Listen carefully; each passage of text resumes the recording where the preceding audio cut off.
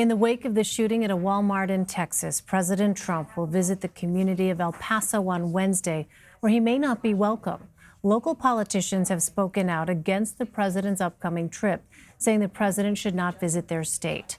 The chairman of the Texas Democratic Party, Gilberto Hinojosa, is in Brownsville, Texas, and he joins me now. Mr. Chairman, thanks very much for being with us. What are your thoughts on the president's upcoming visit to El Paso?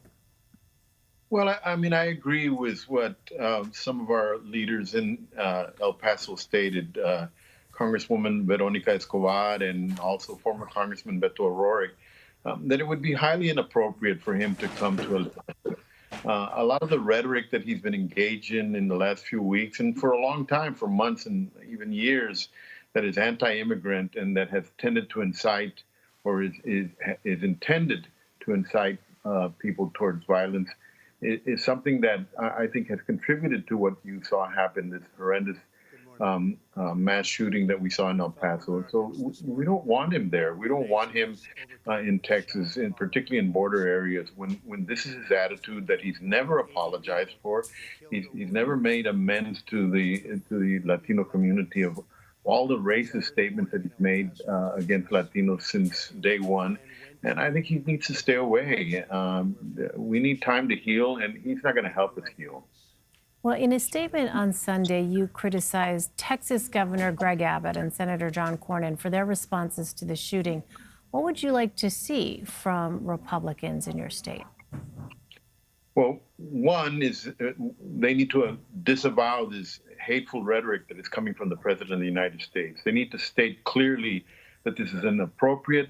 This is not what the President of the United States should be doing, and that we're a nation of immigrants. We're proud of our heritage, and these kind of statements create the problems that you saw occurred in El Paso. The other thing that they need to be talking about is doing something about the gun violence that affects our communities all across not only Texas but the United States. This is the third major mass shooting that we've seen in Texas over a very short period of time.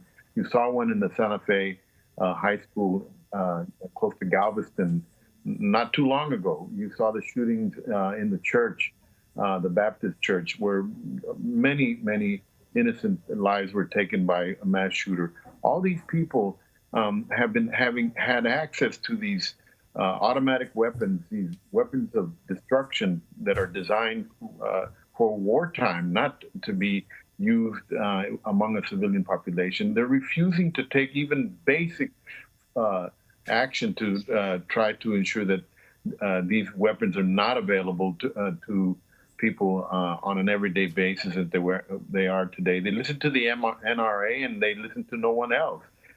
That's not where we're at in Texas. Most citizens in Texas don't agree with the gun laws in this country that allow for the countless of weapons that are made available that are not weapons that should be used for hunting or anything of that nature.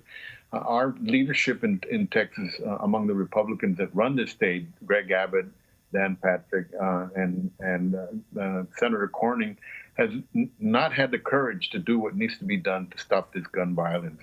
In fact, you saw them parroting the Republican line on this, that this was all caused by video games, which is absurd.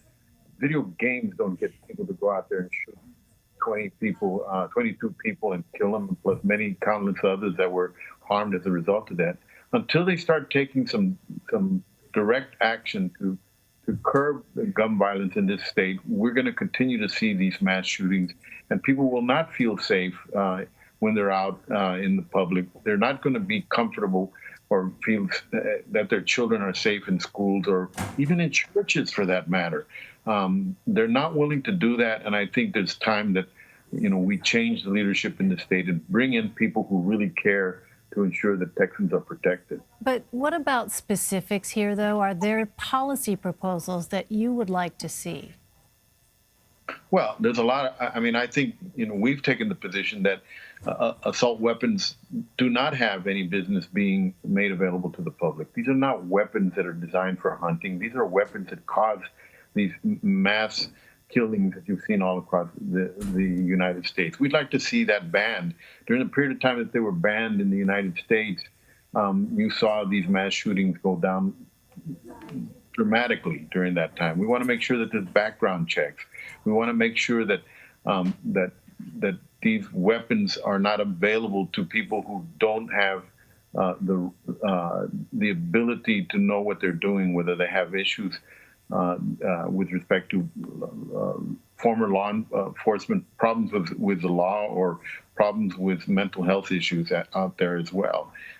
There's a lot of laws that have been proposed by Democrats in the Texas legislature that have just been simply ignored by the Republican leadership in the state. And we want to make sure that we have a comprehensive gun safety legislation passed in the state to protect its citizens. And Republicans don't even want to hear about it. They don't even want to take them up. They don't. All you ever see in the Texas legislature proposed by Republicans is laws that make it easier for people to obtain guns. That's it. That's all you ever see. And that needs to change. So I want to ask you about the political landscape there in Texas. Your state, as you know, has long been a Republican stronghold, but we know that the demographics in Texas are changing. The U.S. Census Bureau figures show Hispanics are expected to become the largest population group in Texas by 2022. Is that an opportunity, in your view, for Democrats to turn the state blue? Yes. I mean, in 2018 is a perfect example of where the state is heading. We came within 9 seats of taking back the Texas House. We picked up 2 congressional seats, 2 state Senate seats. We turned Harris County, which is the 3rd largest county in the United States, containing the 4th largest city in the United States, completely blue. Polling that we see today in Texas shows that at least 5 Democratic presidential candidates right now are either ahead or tied with Donald Trump in the state of Texas for the presidency. I mean, we haven't seen that in 40 years that I've been involved in politics. This is the first time. You're seeing Donald Trump in this state at a 41% approval rating, lower than any other battleground state in the country, lower than any other red state in the country. We, I believe, are competitive in this state. We believe that the way, and you recently saw it, we saw 4 Republican United States congressmen announce their retirement. 3 out of those 4 congressmen are facing strong challenges by Democrats. One of them, for example, Mr. Hurd, barely won by 900 votes against Gina Ortiz Jones. The other 2 won in Houston. Mr.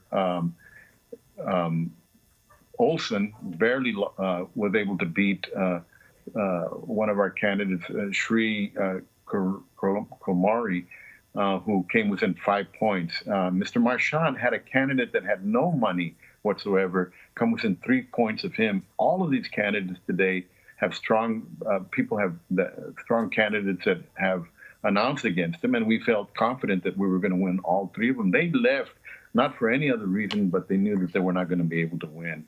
And on top of all of that, the Democratic Congressional Campaign Committee has targeted another 3 congressional seats that we believe we can also pick up.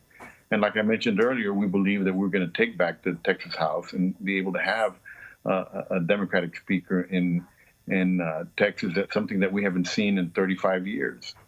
The next Democratic presidential debate will take place in Houston. What do you think the candidates need to focus on during that debate in your state? Well, they need to talk about the kitchen table issues, the issues that a mother and a father or sit down at night and talk about after they put the kids to sleep, help them with their homework, fed them dinner. You know, the matters of whether or not they're going to have enough money to be able to pay for the health care that they desperately need for their families if someone gets sick or are injured, whether or not their kids are going to have a quality education or access to higher education, whether or not they can earn a decent and livable wage. I mean, right now, Texas has more minimum wage workers than any other state in the country. We have the highest number of people that don't have access to health care or insurance than any other place in the country. We rank somewhere around 47 in the number of dollars that we spend per child for public education in this state. People have a hard time getting through college. These are the issues that a mom and a dad sit down at night and worry over at the kitchen table. These are the things that I believe our citizens want to hear. Families want to hear these presidential candidates that are running for the Democratic nomination that will beat Donald Trump talk about. And so I'm hoping that the candidates will, instead of attacking each other or attacking the policies of our great president, Barack Obama, will talk about these issues and talk about how important it is that we elect a president that's going to fight for access to health care and a great public education for our children. Those are the things. And also dealing with the most pressing problem in our generation, in our lifetime, which is climate change. All right. Chairman of the Texas Democratic Party, Gilberto Hinojosa. Mr. Chairman, thanks very much for your time. Thank you, Elaine. Thank you for having me.